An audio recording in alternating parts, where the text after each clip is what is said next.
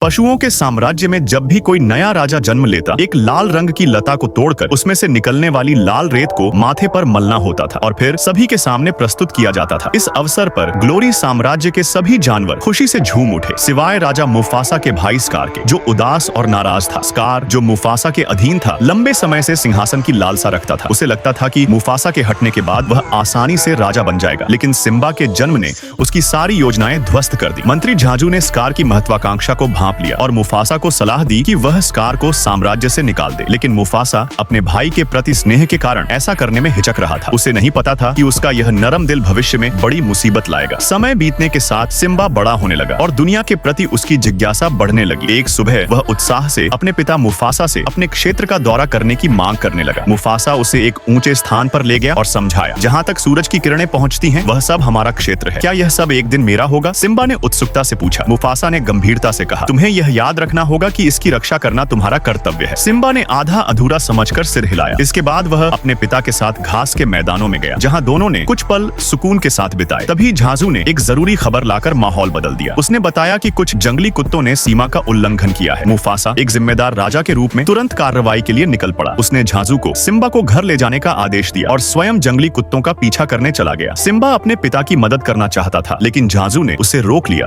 और कहा, चलो हमें घर जाना है। सिम्बा को मजबूरन मानना पड़ा, लेकिन रास्ते में उसका ध्यान एक उड़ती हुई कीड़े की ओर गया। वह उत्साहित हो उठा। तभी पीछे से स्कार प्रकट हुआ। सिम्बा को अपने पिता और चाचा के बीच के तनाव की कोई जानकारी नहीं थी। उसने गर्व से कहा, मैं अगला राजा बनूंगा और फिर मैं तुम्हें भी आदेश दे सकूंगा। यह सुनकर स्कार का गुस्सा भड़क उठा। उसने जानबूझकर उत्तरी क्षेत्र के अंधेरे निषिद्ध जंगल का जिक्र किया और कहा, केवल सच्चा बहादुर ही वहां जा सकता है। सिम्बा का उत्साह तुरंत जाग उठा। स्कार जानता था कि सिम्बा अपने पिता को अपनी बहादुरी साबित करना चाहता है। उसने चालाकी से सिम्बा को वहां न जाने की सलाह दी, जिसका उल्टा असर हुआ और सिम्बा ने वहां जाने का फैसला कर लिया। सिम्बा ने अपनी दोस्त नाला को साथ चलने के लिए मनाया, लेकिन झांझू को इसकी भनक लग गई। सिम्बा को डर था कि झांझू यह बात उसके पिता को बता देगा, इसलिए उसने तेजी से उसे पीछे छोड़ दिया। जल्द ही सिम्बा और नाला उस अंधेरे निषिद्ध क्षेत्र में पहुंच गए। वहां न कोई घास थी, न पेड़ पौधे, केवल सड़ते हुए शवों की दुर्गंध फैली थी। नाला को कुछ गलत होने का एहसास हुआ और वह वापस लौटना चाहती थी, लेकिन सिम्बा जिद पर अड़ा रहा। तभी जंगली कुत्ते वहां प्रकट हुए और उनका रास्ता रोक लिया। सिम्बा ने अपनी राजकुमार की हैसियत का हवाला देकर उन्हें डराने की कोशिश की, लेकिन कुत्तों ने उसकी बात अनसुनी कर दी। स्थिति बिगड़ने लगी थी, लेकिन तभी झांझू वहां पहुंच गया। उसने कुत्तों से सिम्बा को छोड़ देने की गुहार लगाई, लेकिन कुत्तों ने उसकी भी नहीं सुनी और हमला कर दिया। सभी इधर उधर भागने लगे।